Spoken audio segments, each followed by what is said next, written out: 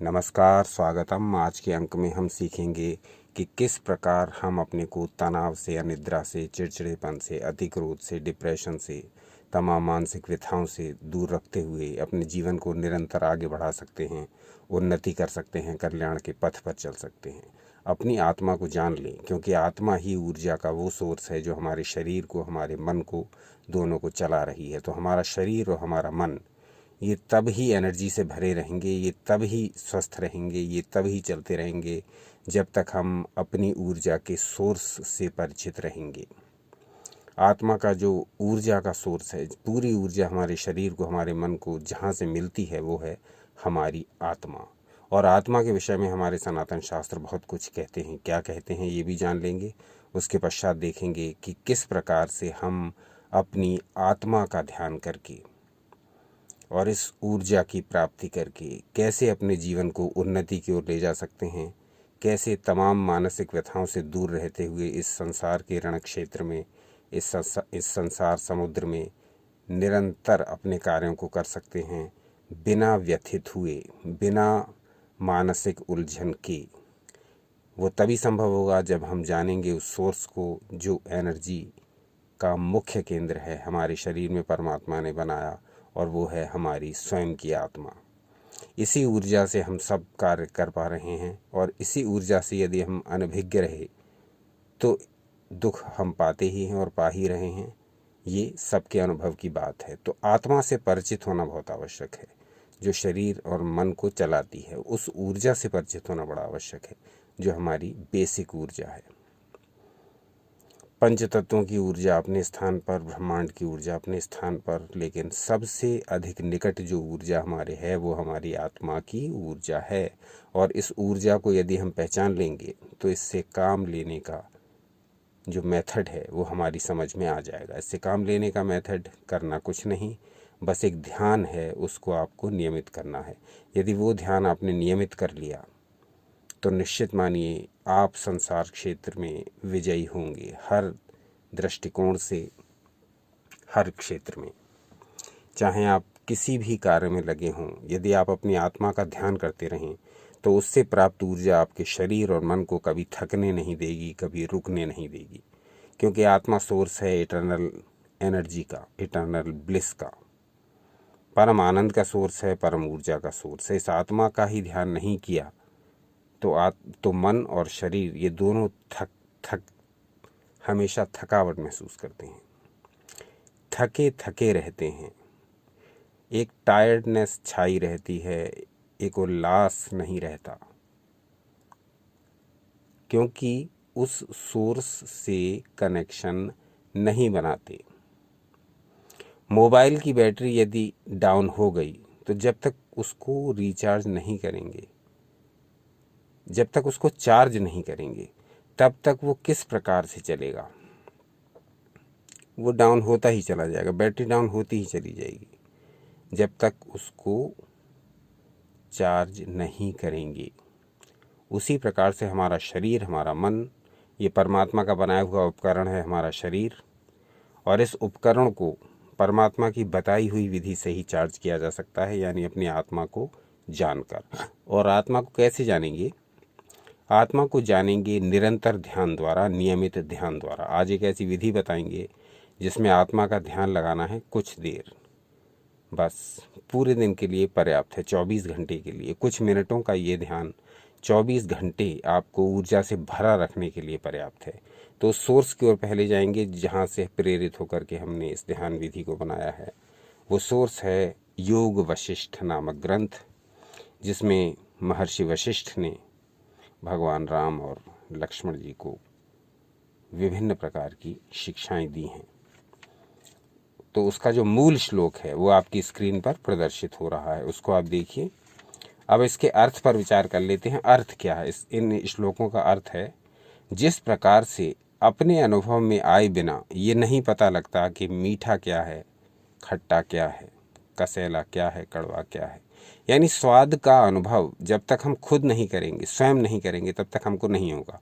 अगर कोई कह दे कि अमुक वस्तु मीठी है तो हम इस बात को मान भी सकते हैं और नहीं भी मान सकते हैं। मीठी है या नहीं है, डाउट है। लेकिन यदि हमने उसको चख लिया तब हम, क्योंकि वो हमारा स्व अनुभव हो गया, तब हम कहेंगे हाँ ये वस्तु मीठी है, श्योर हो जाएंगे। कोई कन्फ्यूज़न नहीं, कोई डाउट नहीं, किसी प्रकार के संदेह के लिए कोई स्थान नहीं। जब स्व अनुभव हो गया तो निश्चित ही मीठी है। तो हम जानते तभी हैं जब हम अनुभव करते हैं उसका। इसी बात को समझाते हुए महर्षि वशिष्ठ शिक्षा देते हैं, जिस प्रकार अपने अनुभव के बिना मीठी क्या वस्तु है ये नहीं जाना जा सकता, उसी प्रकार स्वयं का अनुभव हुए बिना आत्मा का स्वरूप नहीं जाना जाता। आत्मा के स्वरूप को आप कैसे जान सकते हैं यदि आपको स्वयं ही उसका अनुभव नहीं हो पाया है। दूसरा कोई कुछ भी कहता रहे, आपके लिए वो मात्र शब्द हैं, वाक्य हैं, लेकिन आपने उसका अनुभव नहीं किया है, इसलिए आपको उन शब्दों में कोई न तो रुचि होगी और न ही आप उन शब्दों के महत्व को समझेंगे। आगे कहा गया, आत्मा का ज्ञान न तो अनुमान लगाने से होता है और न ही महान पुरुषों के वचनों से। महर्षि वशिष्ठ ने बहुत उपयोगी, बहुत ही अनमोल बातें कही हैं। कहा आत्मा का ज्ञान न तो अनुमान लगाने से होता है। हम मान लीजिए, सपोज करें कि आत्मा का स्वरूप ऐसा है, आत्मा ये कार्य करती है, तो वो हमारे सब अनुमान होंगे।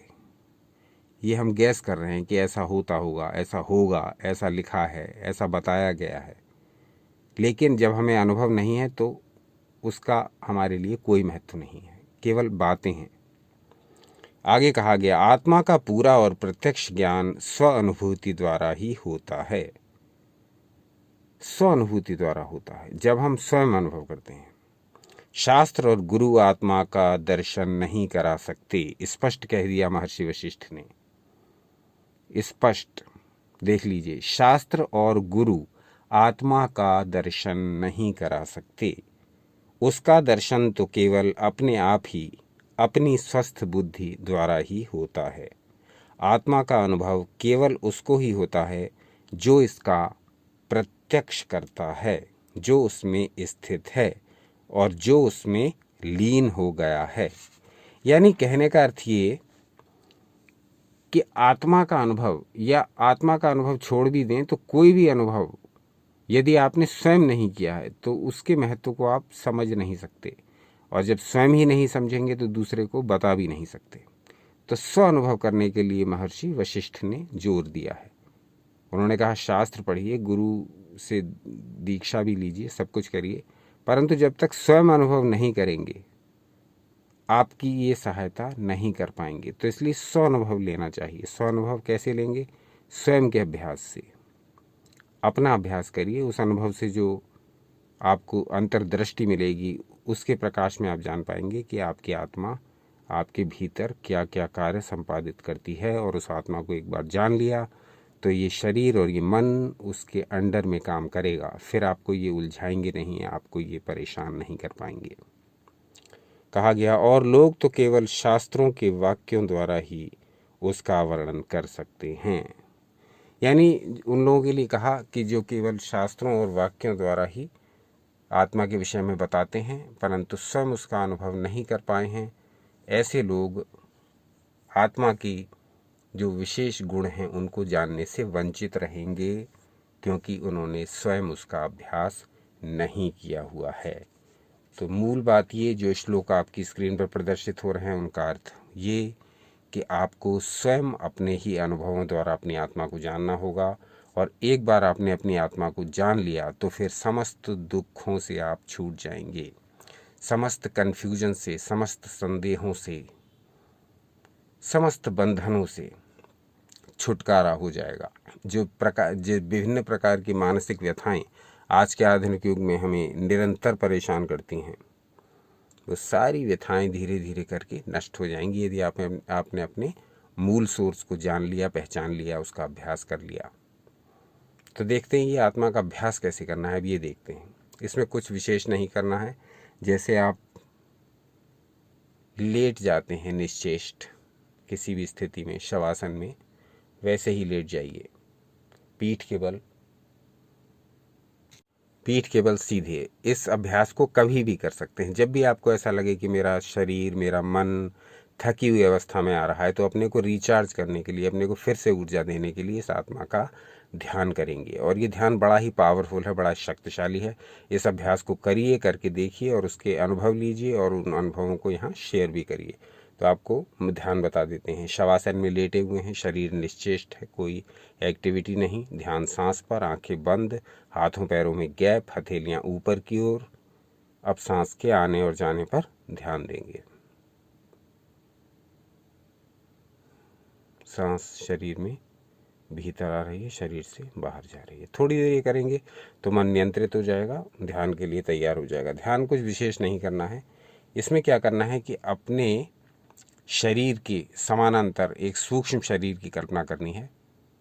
यानी ये मेरा शरीर लेटा हुआ है और इसमें से इसी आकार की बॉडी, यानी शरीर रहित लेकिन शरीर में स्थित,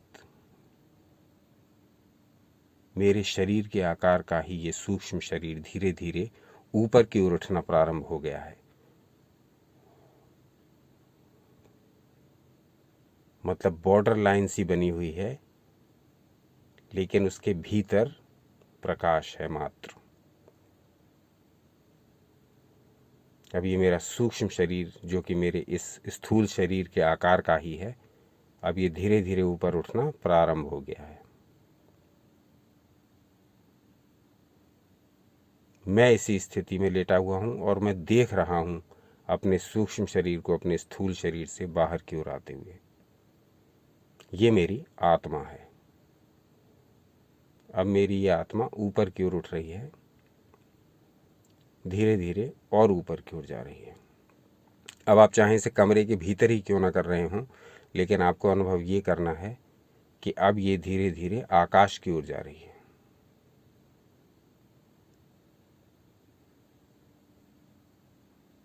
ऊपर की ओर उठती हुई। गति को स्वयं नियंत्रित करिए, कितनी गति से ऊपर जा रही है। गति अधिक तेज और अधिक कम नहीं होनी चाहिए। अब ये धीरे धीरे आकाश के संपर्क में आ गई है और जैसे ही ये आकाश से टच हुई है, यानी आपकी आत्मा जैसे ही आकाश से टच हुई है, कल्पना करना है, वैसे ही ये आकाश की भांति ही सब ओर व्याप्त हो गई है, सब ओर फैल गई है। आकाश की भांति ही सर्वव्यापी हो गई है। हर दिशा में आपकी आत्मा आकाश से टच होते ही, आकाश के एटम से कांटेक्ट में आते ही ये सब दिशाओं में आकाश की तरह ही फैल गई है आपकी आत्मा। अब आपकी आत्मा सर्वव्यापी है, सब ओर फैली हुई। अब आपकी बॉडी में सीमित नहीं रही ये आत्मा, इतनी शक्तिशाली। अब धीरे धीरे अगर समय हो तो इसी स्थिति में आत्मा का ध्यान कर सकते हैं, आकाश के साथ फैली हुई सब ओर। तत्पश्चात धीरे धीरे अब आत्मा अपने मूल साइज में आ रही है, आकाश से टच रखते हुए ही। अब धीरे धीरे ये अपने आपके शरीर के बराबर के ही आकार में आ गई है। अब वहाँ से धीरे धीरे अब ये आपके शरीर की ओर बैक होने लगी है, धीरे धीरे नीचे उतरने लगी है। अब ये बैक होती हुई जहाँ से ये चली थी उसी ओर आती हुई, यानी आपके शरीर की ओर धीरे धीरे नीचे उतरती हुई ये आत्मा, ये सूक्ष्म शरीर, ये आपके स्थूल शरीर के बिल्कुल ऊपर तक आ गया है। अब धीरे धीरे ये आपकी बॉडी में समाहित हो गया, मिल गया, मर्ज हो गया।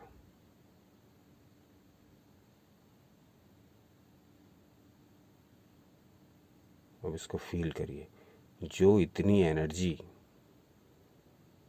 आकाश तत्व से लेकर के आई हमारी आत्मा, वायु तत्व से लेकर आई हमारी आत्मा, क्योंकि ऊपर गई तो ऊपर वायु का भी स्थान है, आकाश से टच हुई, आकाश का भी स्थान है, अग्नि तत्व का भी स्थान है, बीच के जो स्थान है उसमें सभी तत्व हैं। तो अब इन तत्वों से एनर्जी लेती हुई ये ऊर्जा ब्रह्मांड की शक्तियों से कांटेक्ट में आती हुई ये ऊर्जा ब्रह्मांड की शक्तियों से एनर्जाइज होती हुई ये मेरी आत्मा वापस मेरे शरीर में प्रवेश कर चुकी है। मैंने अपनी आत्मा को एनर्जाइज होते हुए देखा है। मैंने अपनी आत्मा को ऊर्जा से भरते हुए देखा है। अब यही आत्मा वापस मेरे शरीर में स्थित है। मेरा शरीर ऊर्जा का भंडार है। मेरा शरीर और मेरा मन एनर्जाइज हो चुका है, क्योंकि शरीर और मन दोनों ही आत्मा के नियंत्रण में रहता है। दोनों का ही नियंत्रण आत्मा के हाथों में रहता है। अब मेरी ये आत्मा, चूँकि मैंने स्वयं ही इसको एनर्जाइज किया है, मैंने स्वयं ही आपको ऊर्जा से, इस आत्मा को ऊर्जा से भर दिया है, तो अब मेरा शरीर और मेरा मन ये दोनों ही सुपर चार्ज्ड हो चुके हैं, यानी शक्ति से पूर्णतः भर चुके हैं। अब मैं अपने जो भी सांसारिक कार्य हैं उन्हें करने के लिए पूरी तरह से रेडी हूँ, पूरी तरह से तैयार हूँ, पूरी तरह से उत्सुक हूँ। मेरे अंदर कोई रोग, दोष, दुख, शोक कुछ भी नहीं बचा है, क्योंकि जो पहले था वो सब मैंने भस्म कर दिया है आत्मा का रिचार्ज करके। यदि मोबाइल की बैटरी मेरी 5% पर आ गई थी तो मैंने फिर से उसको चार्ज कर लिया है। अब फिर से मेरा मोबाइल 100% चार्ज हो गया है। अब मैं जो चाहूँ वो इस मोबाइल पर चला सकता हूँ, वीडियोस देख सकता हूँ, फेसबुक चला सकता हूँ, यूट्यूब चला सकता हूँ, गूगल सर्च कर सकता हूँ, कुछ भी कर सकता हूँ अगर मेरी बैटरी चार्ज है, मेरा मोबाइल चार्ज है तब। उसी प्रकार से मेरा शरीर चार्ज है, मेरा मन चार्ज है, तो मैं कुछ भी कर सकता हूँ। एक चार्ज मोबाइल से जब आप किसी भी वेबसाइट पर जाकर कुछ भी सर्च कर सकते हैं, कुछ भी वीडियोस देख सकते हैं, किसी से भी चैट कर सकते हैं, क्योंकि आपका मोबाइल चार्ज है। उसी प्रकार आपका शरीर जब आपने चार्ज कर लिया तो फिर आप संसार के झंझटों से डरने वाले कहाँ हैं। फिर तो आप सब कार्यों को कर सकते हैं, जो भी आपको करना हो, जो भी आपके नित्य नैमित्तिक काम कर्म हैं वो सब कर सकते हैं, क्योंकि आपका शरीर चार्ज हो गया, आपका माइंड चार्ज हो गया। आपकी आत्मा से आपने अपनी आत्मा को चार्ज कर लिया। तो ये एक प्रयोग है आत्मा को चार्ज करने का, जो इंस्पायर है योग वशिष्ठ से। मूल श्लोक आपको दिखा दिया। कैसा लगा ये बताइए, आगे क्या जानना चाहते हैं ये बताइए। देखते रहिए आपका अपना चैनल यू एंड योगा। अपना अनमोल समय हमें देने के लिए बहुत बहुत धन्यवाद। सनातन शास्त्रों से जुड़े रहें, सदा आनंदित रहें।